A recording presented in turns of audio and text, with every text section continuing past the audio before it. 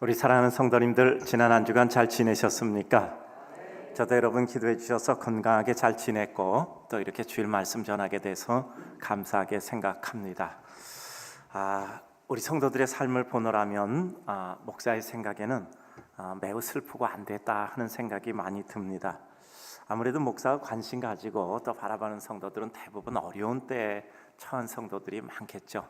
아무래도 어려우니까 또 기도가 더 필요하고 또 기도하니까 더 생각하게 되고 그 마음 바라보면 정말 삶이라는 게 참 슬프기 그지없구나라는 생각을 가지게 됩니다.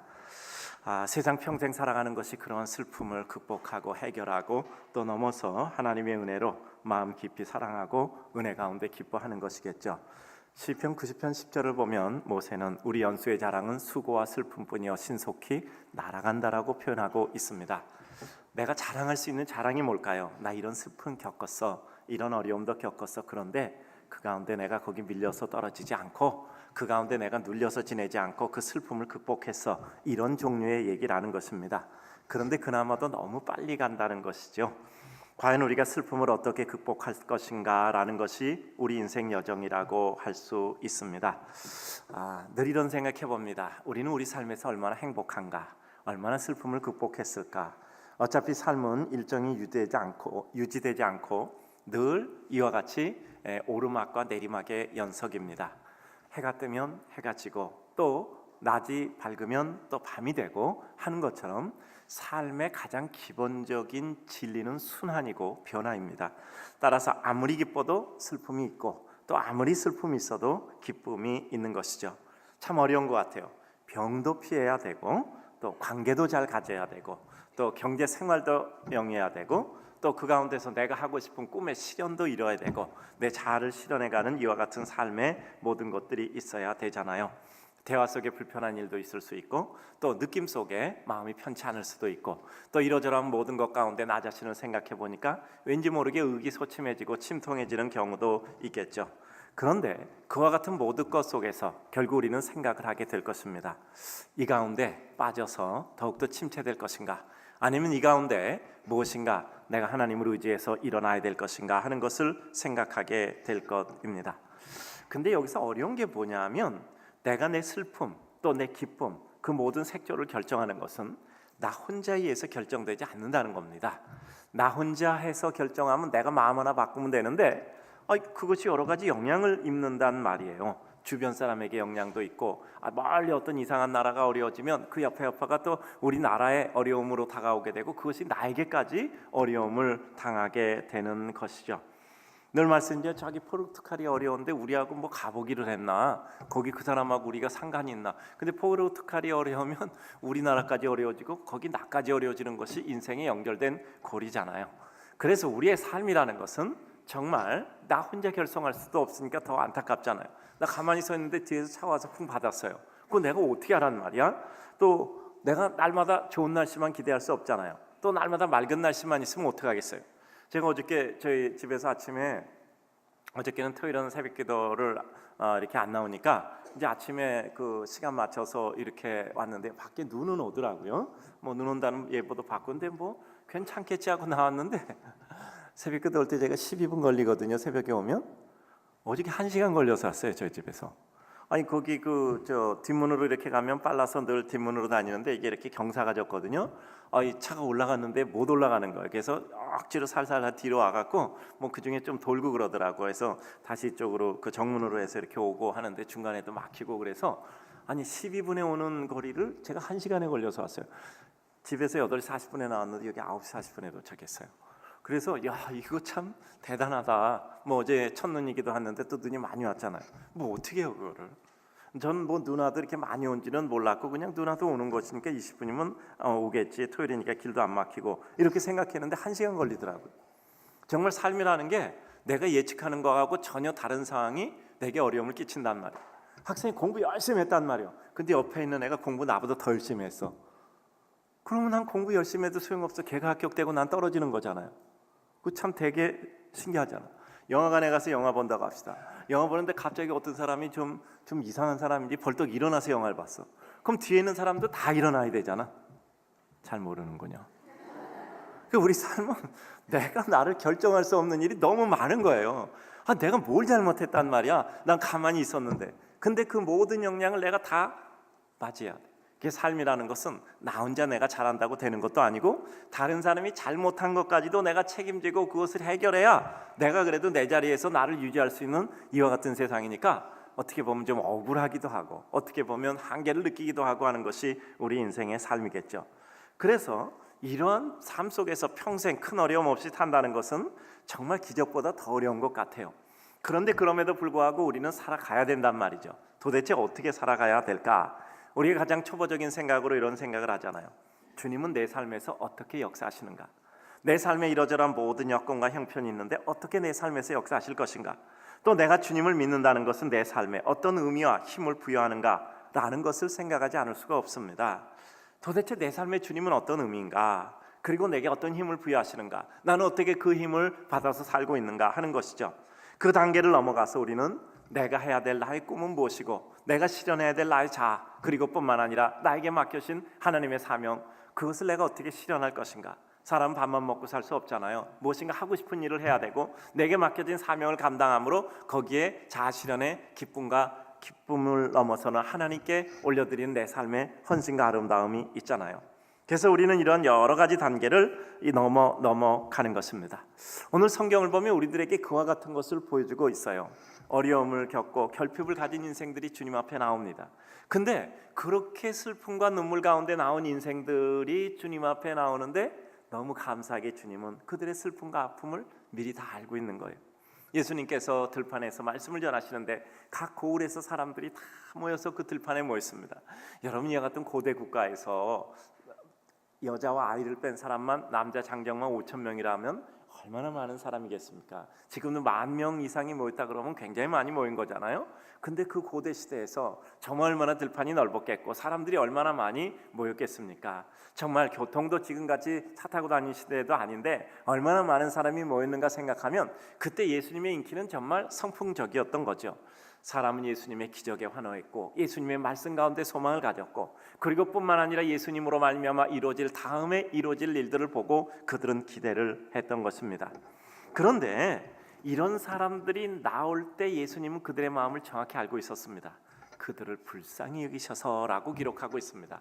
즉 이와 같이 슬픔을 가지고 온 이들에게 대해서 예수님은 불쌍히 여기는 마음을 가지고 그들을 바라보시고 그들이 다가왔을 때 몸이 아프구나, 그리고 배가 고프구나, 꿈이 없구나 라는 것을 긍휼히 여기시고 아픈 사람들을 치료해 주시고 또 그들이 꿈이 없을 때 말씀으로 소망과 꿈을 주셨고 또 뿐만 아니라 주님께서는 그들이 배고픈 것을 아시고 그들에게 먹을 것을 주셨던 것입니다. 근본적으로 인간과 주님을 생각해 보면 그 슬픔과 눈물을 가진 인생들에게 바로 주님께서는 자비와 동정과 연민과 불쌍히 여김을 가지시고 계시다라는 사실입니다.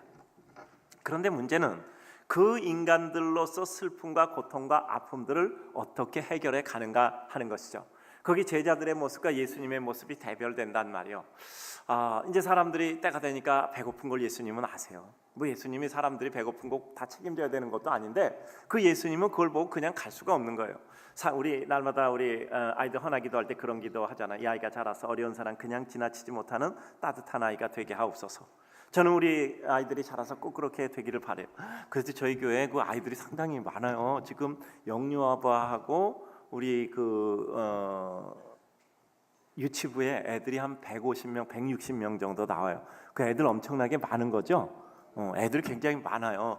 난 그래서 요새 출산 광고도 자주 나가고, 근데 그 가운데 또 우리 교육자들 자녀가 상당수를 차지하고 있고요. 우리 교육자들은 자녀 3명 있는 분들이 상당히 많아요. 그래서 참 훌륭하다. 또 목사님 가정에서 또 이렇게 얼마나 또 목사님 사모님이 또 이렇게 잘 키우겠는가 생각하니까 목사 가정엔 자녀가 많은 게 좋겠더라고.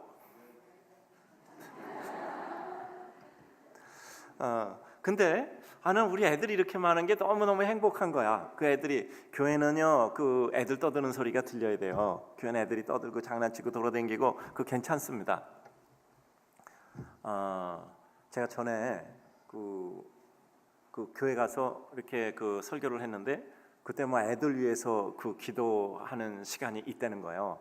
그래서 보니까 끝나고 뭐 애들 우르르 올라와서 저 나오더라고요. 그래서 제가 다 강단으로 올라 그러고 우리 교회에서 하는 식으로 다 올라오라 그러고 거기 부모 들어온 사람은 다 부모 오라 그러고 다 안수하라 그러고 없는 애들은 우리 교육자들이 와서 안수하라 그러고 기도해 줬거든요. 근데 어저께 그 결혼식 주례하는데 어떤 분이 오셨더니 저한테 일부러 찾아오서 목사님 저희 교회 와서 설교하셨죠 그러더라고요.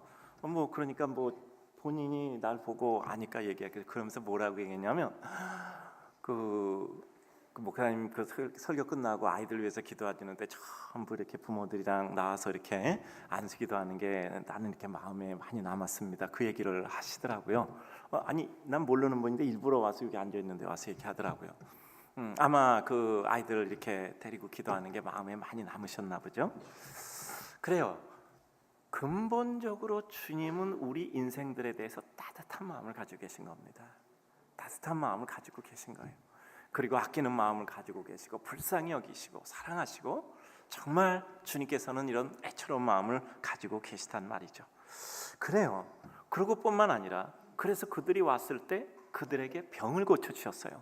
그리고 그들에게 있어서 천국의 소망을 주시고 그들에게 있어서 배고프니까 정말 저들에게 뭘 줘야 되겠다고 생각하신 거예요.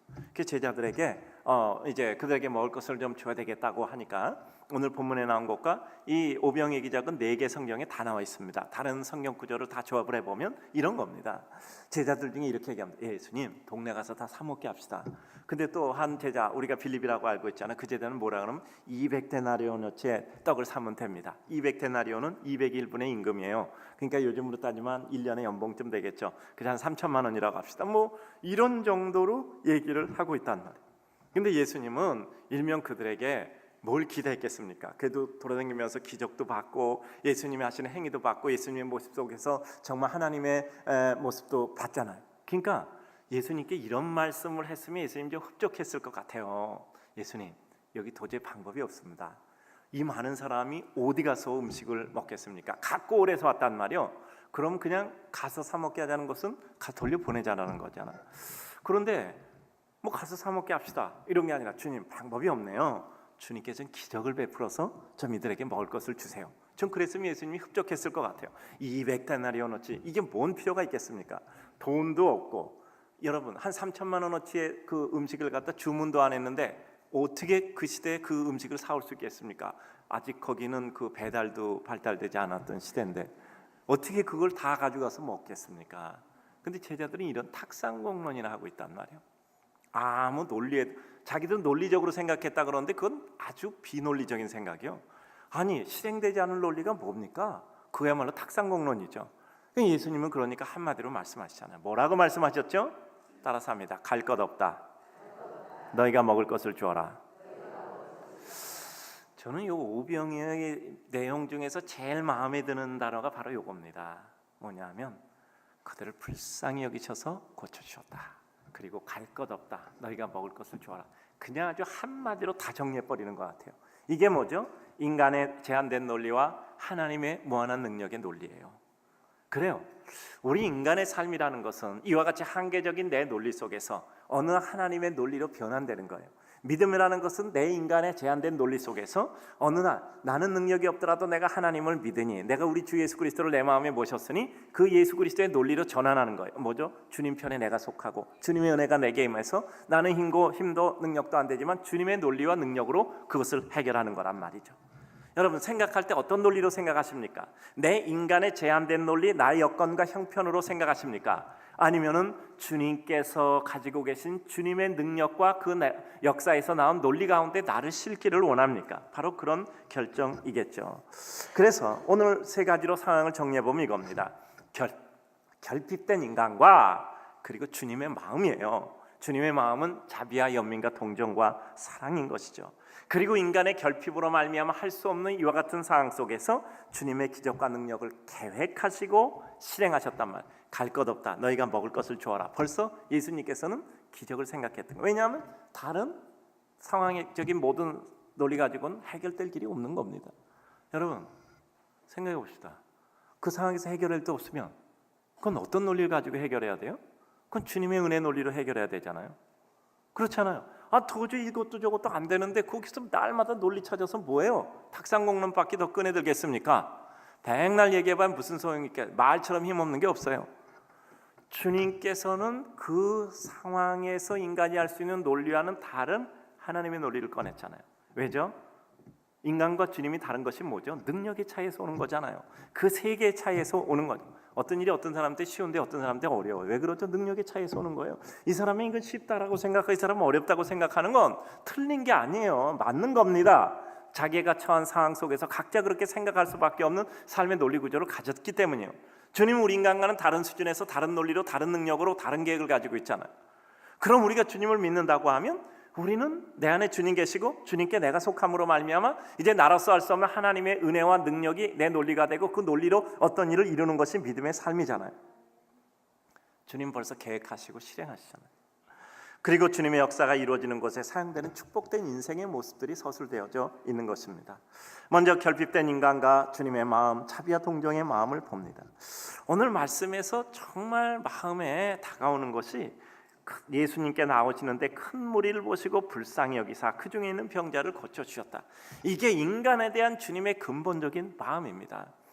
제가 이렇게 하는데 여기 이제 요거 있잖아요. 우리 환자들 그 명단이란 말이요.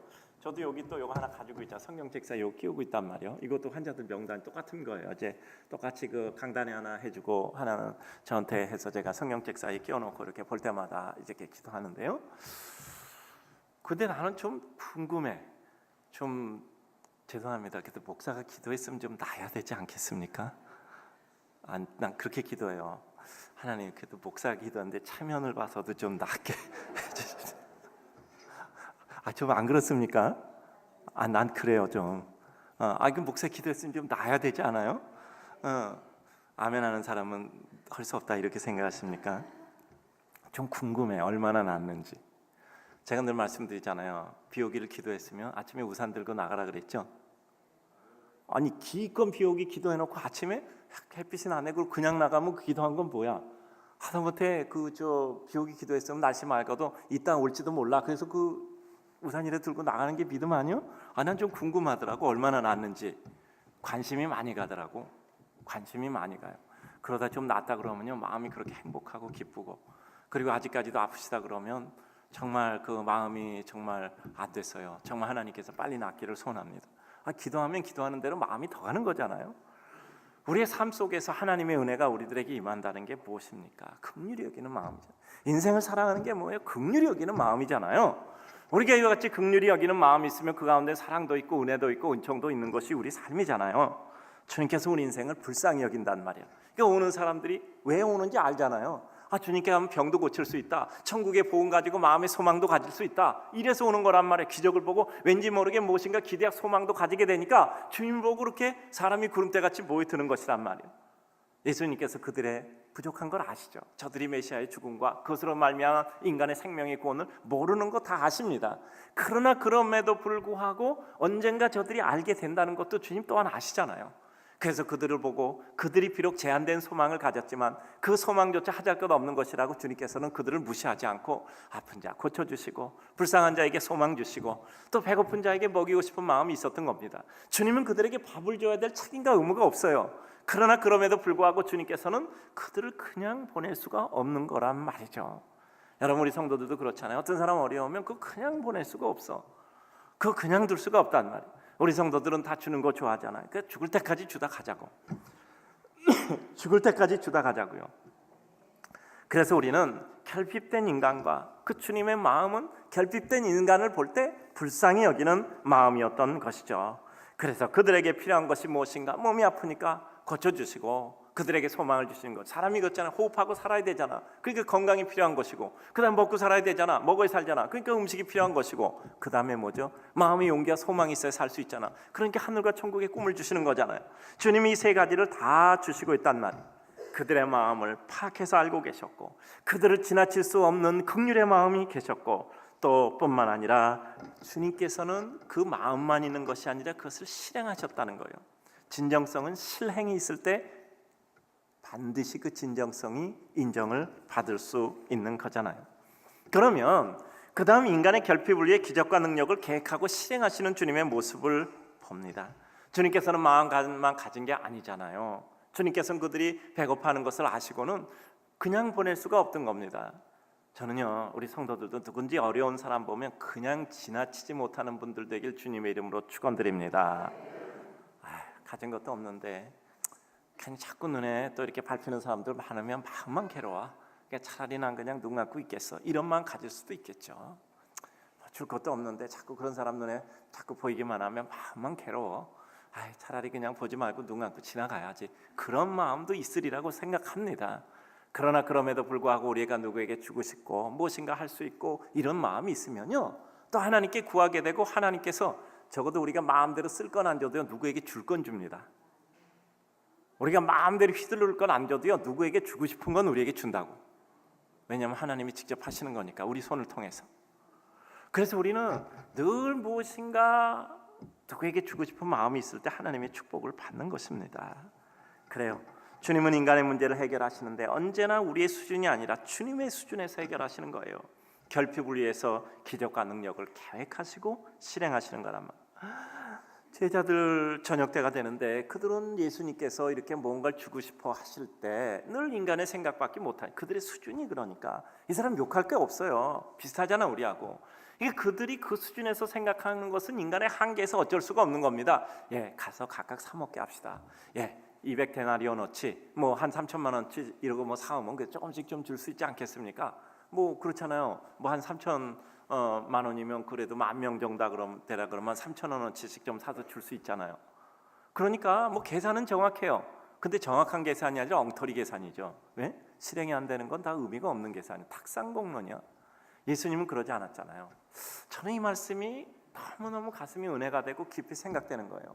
갈 것 없다, 너희가 먹을 것을 주어라. 예수님은 이런 말씀 생각하셨을지도 몰라. 제자, 주님 다른 방법이 없습니다. 주님은 여기서 능력을 베푸셔야 됩니다. 이런 말씀하셨으면 정말 이 말을 너에게 하게 한 것은 네가 아니라 하나님이시다, 이렇게 말씀하셨을지도 모르겠죠. 주님은 하나님이시란 뜻이잖아요. 떡을 주시는 분이 아니라 떡을 주는 과정 가운데 하나님을 보는 거잖아요. 그런데 주님께서는 제자들의 그런 모습을 보고 이제 주님의 논리를 말씀하여 갈 것 없다, 너희가 먹을 것을 주어라. 이건 뭐죠? 주님은 벌써 떡을 사올 생각도 안 하고, 그리고 또 뿐만 아니라 가서 사 먹게 할 생각도 안 하고 그 자리에서 주신다는 겁니다. 방법 유일하잖아요. 기적을 일으키는 겁니다. 주님은 계획하시고 그리고 실행하셨던 것입니다. 왜 주님은 사람들이 하지 못하는 것을 이렇게 말씀하시고 실행하셨을까요? 사람과는 근본적으로 능력이 다르시잖아요. 그러니까 사람과는 능력이 다르니까 논리도 다른 거잖아요. 그래요, 우린 논리에서 능력이 나오기도 하고 능력을 통해서 논리를 합리화시키기도 하잖아요. 논리에서 능력이 나오기도 하고 능력을 행함으로 그 논리를 합리화시키잖아요. 논리가 맞은 것이라는 것은. 능력이 행해지지 않으면 그 논리는 아무 소용이 없습니다. 논리가 있는데 실행이 안 돼 봐요. 그러니까 논리는 힘을 가짐으로 말미암아 논리의 정당성을 입증하잖아요. 그래서 우리의 삶 가운데 하나님의 은혜가 임하는 것은 뭐죠? 삶의 실행이 필요한 거예요. 믿음은 체험을 통해서 더욱더 깊어지는 겁니다. 우리가 하나님께 기도하고 그 은혜를 받음으로 우리는 기도가 더 뜨거워지잖아요. 그래서 우리는 날마다 하나님께 나가고 그리고 하나님 앞에 기도하는 심정으로 수고하고 애씀으로 말미암아 하나님 나라를 이루는 것이죠. 그래요, 모든 길이 막혔고 방법과 모든 것들이 없을 때 우리는 상상치 못하는 주님의 은혜와 능력이 있음을 따라서 잊으면 안 된다 말이죠. 이해가 안 되겠죠. 어떤 사람이 만안경 가지고 멀리 있는 거 보고 사람이 온다, 많이 오네, 사람들이 뭘 가지고 오네, 이런 얘기하면 그 만안경이라는 걸 구경을 못했던 사람은 저 사람이 뭐 하는가 생각할 겁니다. 엉뚱한 얘기한다. 현미경 가지고 사람이 뭐 여기 세포가 있고 세균이 있고 뭐 이런 얘기하면 도대체 뭐야? 우리는 뭐 생물 시간에 뭐 하다못해 생물실 가서 구경이라도 했고 하니까 그런 게 있구나라고 생각을 하겠죠. 모르면 사람들은 거기에 대해서 생각조차를 못하는 거죠. 그러니까 예수님의 능력의 세계를 아직 이들은 모르고 있었던 겁니다. 기적을 표피적으로 보고 있었지 기적의 논리를 받아들이지 않았던 겁니다. 기적의 논리는 뭡니까? 예수님이 기적과 능력을 행하는 논리는 뭡니까? 하나님이시잖아요. 하나님이시잖아요. 하나님이 베드로는 아주 정확히 봤잖아요.